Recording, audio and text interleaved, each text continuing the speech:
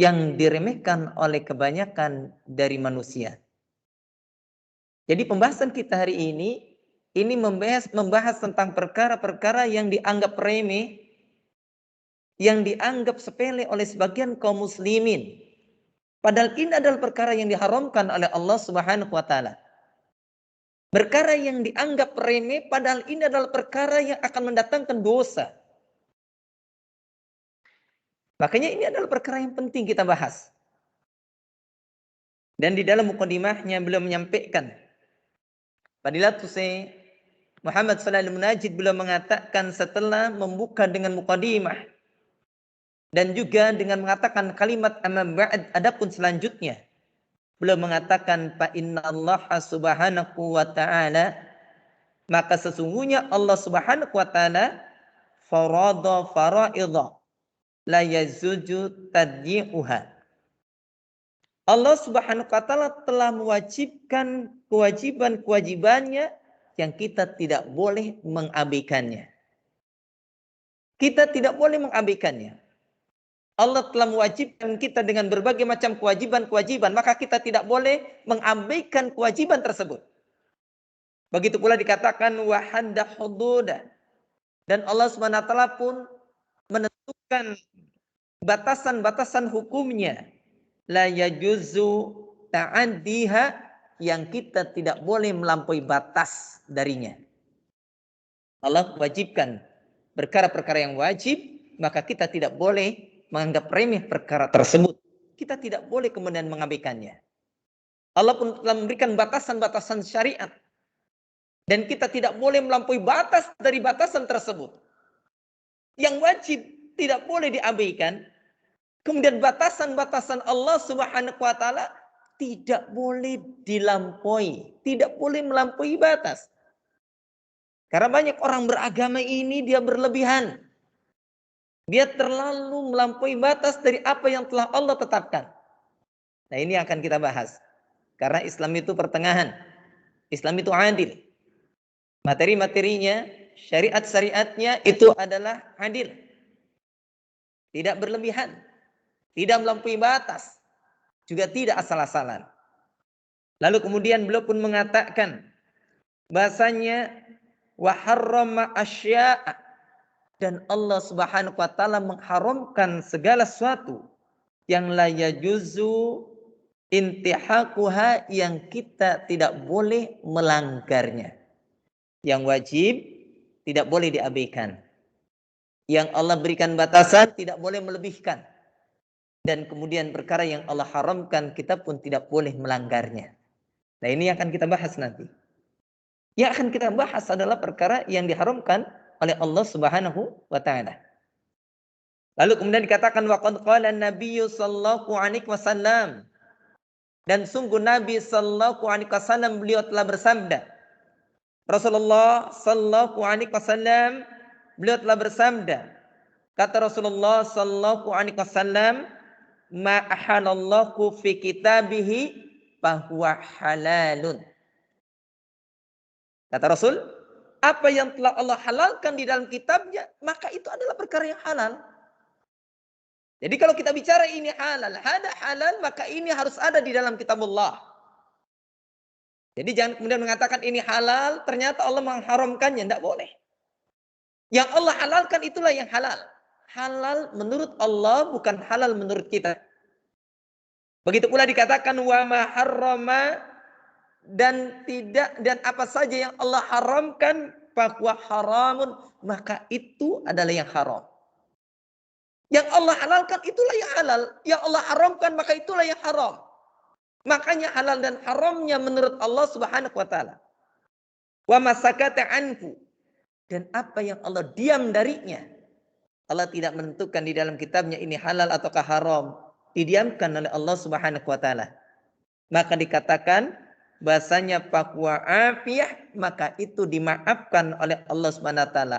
Faqbalu minallahil afiyah, maka ambillah pemaafan dari Allah Subhanahu wa taala tersebut. Jadi nanti ada yang Allah haramkan, maka itu haram. Yang Allah halalkan, maka itu halal. Tapi ada yang Allah diamkan, maka ini perkara yang boleh kita lakukan. Perkara yang boleh kita lakukan. Karena Allah memaafkannya. Lalu kemudian dikatakan fa innallaha lam yakun nasiya. Maka sesungguhnya Allah Subhanahu wa taala tidak mungkin lupa. Ini konsep dasar di dalam beragama, ikhwah. Bahasanya kalau yang halal sudah Allah tetapkan, yang haram sudah Allah tetapkan keharamannya, halalnya pun sudah. Yang Allah diamkan berarti itu ada sesuatu yang diberikan kebebasan. Dan itu adalah perkara yang dimaafkan oleh Allah Subhanahu wa taala, dan Allah tidak lupa dengan hukum-hukumnya. Jadi di dalam Islam semuanya sudah jelas, sudah terang benderang. Maka kita tidak boleh kemudian menambahkan atau mengurangi karena segala sesuatu sudah jelas. Lalu kemudian dikatakan tsumma tala hadikil ayah. Kemudian Rasulullah sallallahu alaihi wasallam membaca ayat ini, yaitu ayat di dalam surah Maryam. Rasul mengatakan di dalam sabdanya membaca firman Allah Subhanahu wa taala, "Wa ma kana rabbuka nasiya." Dan tidaklah Tuhanmu itu lupa. Allah tidak lupa sehingga kemudian ada syariat yang terlupa dan tertinggal tidak disampaikan kepada kita, tidak. Ya. Hadis ini diriwayatkan oleh Imam Al-Hakim juz yang kedua, hadis yang ke-375. Hadis ini adalah hadis yang hasan sebagaimana diterangkan dalam kitab Ghayatul Maram, yaitu pada halaman yang ke-14. Lalu kemudian dikatakan wal muharramat, dan perkara-perkara yang diharamkan itu hiya adalah hududullahi azza wa jalla. Jadi perkara yang diharamkan itu adalah itu batasan-batasan hukum Allah Subhanahu wa taala. Jadi kalau kita bicara ini haram berarti ini yang Allah sudah batasi. Ya. Ini yang Allah batasi, ini loh. Ini tidak boleh. Ini tidak boleh. Ini batasan Allah. Gak boleh dilanggar. Gak boleh melampaui batas. Kalau yang halal sudah ada batasannya, yang haram sudah ada batasannya. Jangan kemudian yang halal diharamkan, yang haram kemudian dibolehkan. Yang haram ya diturunkan sedikit menjadi makruh. Kalau sudah haram ya haram jelas. Yang halal ya sudah halal. Ya. Ini sebagaimana difirmankan oleh Allah Subhanahu wa taala di dalam surah At-Talaq ayat yang pertama. Allah Subhanahu wa taala mengatakan, "Wa may yata'adda hududallah faqad zalama nafsah." Barang siapa yang dia melampaui batasan-batasan Allah Subhanahu wa taala, hukum-hukum Allah Subhanahu wa taala, maka sungguh dia telah mendolimi dirinya sendiri. Nah, itulah sebabnya kenapa ya Fadilatul Syekh Fauzan Al-Fauzan hafizallahu taala belum mengatakan ketika berbicara tentang kedoliman. Kita masih ingat dolim itu ada 3. Ya. Di sini Allah Subhanahu wa taala mengatakan barang siapa yang melanggar batasan-batasan Allah, maka dia telah mendolimi dirinya sendiri. Kenapa dikatakan telah mendolimi dirinya sendiri? Karena orang yang bermaksiat hakikatnya mendolimi dirinya sendiri. Kita masih ingat ketika dahulu kita membahas tentang yaitu anwa'ud dzulmi, tentang macam-macam kezaliman. Kita masih ingat yang pertama adalah dzulmun insan li rabbih, kezaliman seorang manusia kepada Rabbnya. Dolimnya seorang manusia terhadap Rabbnya, itu namanya al-kufru wa syirku, kekufuran dan kesyirikan. Orang kufur, orang yang syirik, namanya kafir dan musyrik, itu telah mendolimi Allah. Ya, itu adalah kedoliman yang paling besar karena telah mendolimi hak-hak Allah Subhanahu wa taala. Makanya Allah mengatakan inna syirka la dzulmun adim. Sungguhnya kedoliman, sungguhnya kesyirikan itu adalah kedoliman yang sangat besar. Makanya belum mengatakan yang namanya kekufuran, kesyirikan itu adalah kedoliman terhadap Allah. Jadi kalau orang dikatakan dia dolim kepada Allah karena dia melakukan kesyirikan, karena dia melakukan kekufuran. Ya. Kemudian yang keduanya dikatakan dzulmul insan li nafsihi, kedoliman seorang manusia terhadap dirinya. Itu namanya al-ma'asi, kemaksiatan-kemaksiatan. Jadi kalau orang itu berbuat maksiat, berarti dia mendolimi dirinya sendiri. Dia merugikan dirinya sendiri. Ya, Makanya pelaku kemaksiatan dengan pelaku kesyirikan dan kekufuran, tingkatan yang paling tinggi ya pelaku kekufuran, kesyirikan. Karena dia telah mendolimi hak Allah Subhanahu wa Ta'ala. Ya, dia telah mendolimi hak Allah Subhanahu wa Ta'ala. Inilah kedoliman.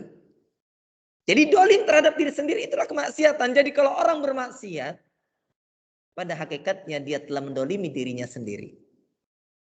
Lalu kemudian yang ketiga dikatakan, kata beliau, dzulmul insan li ghairihi, kedoliman manusia kepada selainnya, kepada manusia yang lain, kepada binatang. Maka itu namanya al-jaraim. Jarimah artinya apa? Kejahatan. Orang dikatakan jahat kalau dia mengambil dan mendolimi hak orang lain, namanya jahat. Ya, kalau orang dia melakukan perbuatan untuk dirinya sendiri itu namanya kemaksiatan. Kita mencuri berarti yang didolimi siapa? Orang lain, namanya jahat. Makanya pencuri dikatakannya apa? Penjahat. Ya, orang yang meninggalkan sholat disebut penjahat bukan? Bukan, pelaku maksiat. Karena dia telah meninggalkan sholat. Kemudian ada orang misalkan menyiksa binatang, mendolimi binatang, jahat dia. Dikatakannya jahat, itu perbuatan jahat. Ya, ada orang kemudian dia makan daging babi, haram. Apakah dikatakan penjahat? Tidak. Dia telah bermaksiat. Dia telah berbuat maksiat. Ya, itu adalah kedoliman. Dan di sini dikatakan barang siapa yang dia melanggar batasan Allah Subhanahu wa taala. Dia melanggar aturan-aturan Allah Subhanahu wa taala. Berarti dia telah mendolimi dirinya sendiri karena itu adalah kemaksiatan. Para pelaku maksiat hakikatnya dia telah mendolimi dirinya sendiri, bukan mendolimi orang lain. Itu pelaku kemaksiatan. Lalu kemudian dikatakan waqad haddadallah man yata'adda hududahu. Allah Subhanahu wa taala telah mengancam, menakut-nakuti orang yang dia melampaui batasan hukum-hukum Allah Subhanahu wa taala. Wa yantahiku hurumatihi, dan Allah pun menakut-nakuti, mengancam orang yang melanggar perkara-perkara yang diharamkan oleh Allah Subhanahu wa taala. Faqala Subhanahu wa taala, maka Allah Subhanahu wa taala berfirman di dalam surah An-Nisa ayat yang ke-14. Kata Allah Subhanahu wa taala, "Wa may ya'sillah", barang siapa yang dia berbuat maksiat, durhaka kepada Allah Subhanahu wa taala. Wa rasulahu, dan dia pun berbuat durhaka terhadap rasulnya. Wa yata'adda hududahu, dan dia pun kemudian melanggar batasan-batasan Allah Subhanahu wa taala. Yudkhilku nara, Allah akan memasukkannya ke dalam api neraka. Khalidan fiha, dia abadi di dalamnya. Walaku adabun muhin, dan bagi dia adab yang sangat menghinakan. Ya, ini bagi para pelaku maksiat yang dia berani bermaksiat kepada Allah Subhanahu wa taala. Lalu kemudian selanjutnya dikatakan wajtinabul muharramat wajibun. Menjauhi perkara-perkara yang diharamkan itu hukumnya wajib. Ya, melakukannya haram. Kemudian menjauhinya wajib. Ingat ya, di dalam kaidah usul dikatakan bahasanya nahyun an syai'in, kemudian amrun an didhi. Dilarang dari sesuatu berarti diperintahkan pada kebalikannya. Jadi kalau kita ini misalkan dilarang untuk, misalkan kalau kita ini dilarang untuk meninggalkan sholat, berarti diperintahkan untuk mengerjakan sholat. Kalau wanita dilarang untuk membuka aurat, maka dia diperintahkan untuk menutupi auratnya. Jadi begitu. Di dalam Islam seperti itu. Ya. Lalu kemudian dikatakan liqauliki sallallahu alaihi wasallam, ini berdasarkan sabda Rasulullah sallallahu alaihi wasallam. Rasulullah SAW mengatakan, "Manahaitukum anhu." Apa saja yang aku larang pada kalian, fastanibuhu, maka jauhi dia. Yang aku larang jauhi. Wa ma amartukum bi, dan apa yang aku perintahkan dengannya, faf'alu minhu mastata'tum, maka lakukanlah. Lakukanlah perintah tersebut, tapi mastata'tum, sesuai dengan kemampuan. Ya, mastata'tum, semampu kalian. Lihat kalau dalam hadis ini, yang diperintahkan maka jauhilah. Yang dilarang maka jauhilah. Yang diperintahkan maka kerjakan semampu kalian. Oleh sebab itu para ulama mengatakan berbicara tentang larangan harus ditinggalkan sekaligus. Adapun kemudian berkaitan tentang perintah, maka bertahap melakukannya. Ya, contohnya begini. Ketika seorang wanita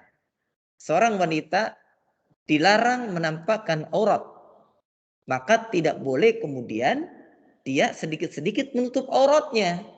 Harus langsung seluruh bagian tubuh yang disebut aurat ya harus ditutup. Harus ditutup. Ya. Dari mulai kepala sampai kaki, di sana kemudian para ulama ikhtilaf tentang wajah. Wajah dan telapak tangan menurut pendapat yang ana lihat insyaallah lebih rajih, lebih kuat, itu adalah perkara yang dikecualikan. Wajah dan telapak tangan. Artinya selain wajah dan telapak tangan harus ditutup. Timbul pertanyaan, Ustaz, bagaimana kalau kemudian misalkan kerudung? Kerudung itu bukan berkaitan tentang larangan. Itu berkaitan tentang perintah. Ya. Yang namanya kerudung berkaitan tentang perintah. Makanya di sana dianjurkan batas minimal kerudung itu adalah sampai pada bawah dada. Kalau dia sanggup untuk menjulurkan lebih bawah, maka itu bertahap sesuai dengan kadar kemampuan dia. Ya, jadi seperti itu. Itu diantaranya yang perlu kita ketahui. Jadi kalau kemudian misalkan ada orang yang sudah sekarang baru menutup auratnya sebatas kerudung, ya sebatas kerudung, hanya menutupi bagian dada, kemudian belum sampai sepat panjang, nah bahasa itu tidak masalah. Kemudian nanti bertahap dia, ya sampai pada perkara yang bisa menutupi seluruh auratnya dengan sempurna. Dan hadis ini diriwayatkan oleh Imam Muslim dalam Kitabul Fadail, yaitu hadis yang ke-130. Kemudian dikatakan wa minal masyakid annaba dan mutabi'il hawa. Nah ini banyak sekarang dikatakan sesungguhnya di antara fenomena yang kita bisa menyaksikannya, sesungguhnya sebagian mutabi'il hawa, orang-orang yang mengikuti hawa nafsu. Du'afa'in nufus, orang yang jiwanya dhaif, jiwanya lemah. Lihat. Ya, orang-orang yang mengikuti hawa nafsu, orang-orang yang jiwanya lemah. Qalilil ilmi, orang yang ilmunya sedikit. Ilmunya apa? Sedikit. Ya, ilmunya sedikit. Idza sami'a bil muharramat, apabila mendengarkan perkara-perkara yang diharamkan. Orang yang suka mengikuti hawa nafsu, orang-orang yang lemah jiwanya, orang-orang yang sedikit pengetahuan atau ilmunya. Idza sami'al muharramat, apabila dia mendengar perkara yang diharamkan. Kemudian mutawaliyah, dan itu berturut-turut. Ini haram, ini haram, ini haram. Mas boleh enggak begini? Ini haram, ini haram, ini haram. Apa jawaban mereka? Maka dikatakan yatadajjaru wa yata'attu. Maka dikatakan tadajjar dan ta'affa. Maka dia akan gelisah dan banyak mengeluhnya. Ya, akan gelisah dan banyak mengeluhnya sambil mengatakan wa yaqulu kullu syai'in haramun. Nah, segalanya dikatakan haram. Kan gitu ya. Kalau ada orang yang kemudian dikatakan misalkan nggak boleh begini ini haram, nggak boleh begini ini haram. Dia bilang, segalanya dikatakan haram, ini haram, ini haram, ini haram. Tampak bagaimana dia itu menjadi gelisah. Bagaimana dia menjadi orang-orang yang tidak bisa tenang. Bagaimana jiwanya itu berontak. Ini orang-orang yang lemah dari sisi jiwa. Ini adalah orang-orang yang sedikit ilmunya. Ini adalah orang-orang yang banyak mengikuti hawa nafsunya. Ya, yang banyak mengikuti hawa nafsunya. Ya. Lalu kemudian dikatakan mataraktum syai'an illa haramtumu. Tidaklah kalian meninggalkan suatu melainkan kalian haramkan. Cara sedikit haram, dikit-dikit haram, dikit-dikit haram. Kan ada orang yang begitu ya.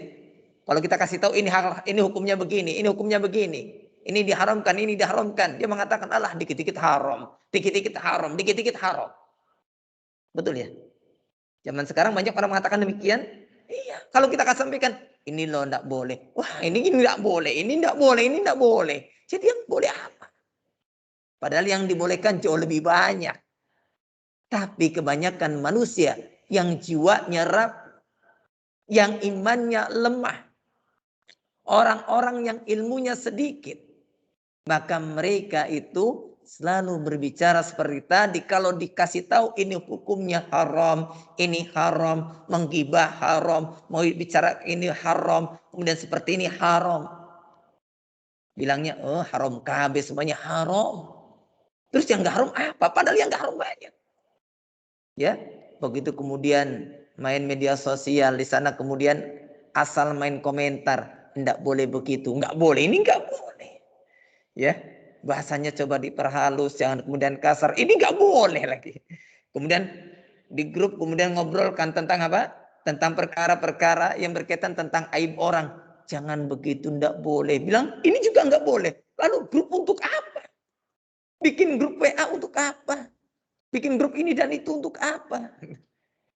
Ya, apa sih dikatakan haram, haram, haram, mereka nggak terima. Padahal kalau memang ada dalilnya, ada keterangannya dalam kitab dan sunnah, itu enggak masalah. Itu enggak masalah.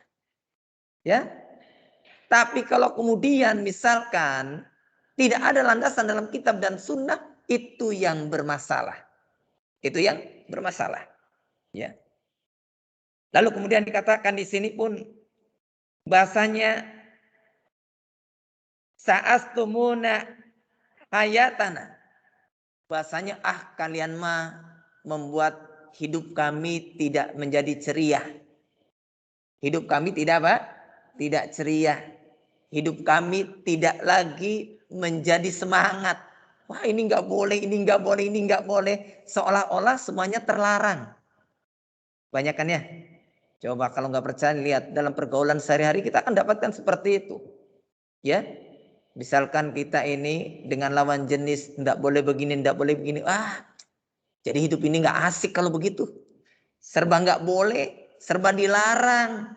Nah ini ikhwah yang seperti ini banyak menimpa orang-orang yang apa tadi? Pertama mutabi'ul hawa, orang yang mengikuti hawa nafsu. Di antaranya yang keduanya adalah du'afa unufus, yaitu orang yang du'afa, orang yang jiwanya lemah. Jiwanya lemah. Kemudian yang ketiga yaitu adalah orang-orang yang qalilul ilmi, orang yang sedikit ilmunya. Kalau dia paham tentang ilmu, dia paham tentang aturan Allah SWT, dia tidak akan mengatakan demikian. Ya. Bahkan kalau disampaikan ini loh syariat, kalau semuanya bicara tentang syariat, kita ini mundur kayak zaman batu. Allahu Akbar. Berat jiwa ini ya. Berat untuk mengikuti syariat. Ya. Lalu kemudian dikatakan pula di sini dikatakan bahasanya wa adzartum aisyatana, dan kalian pun telah menjadikan hidup kami itu menjadi tidak enak, tidak nyaman. Gara-gara kalian nih, hidup tuh jadi nggak enak gitu. Terlalu banyak larangan. Nah ini kan, makanya kita perlu belajar apa saja larangan dalam syariat berdasarkan nas dalam Quran dan dalam hadis Rasul. Yang ini banyak diremehkan orang, padahal ini dosa besar.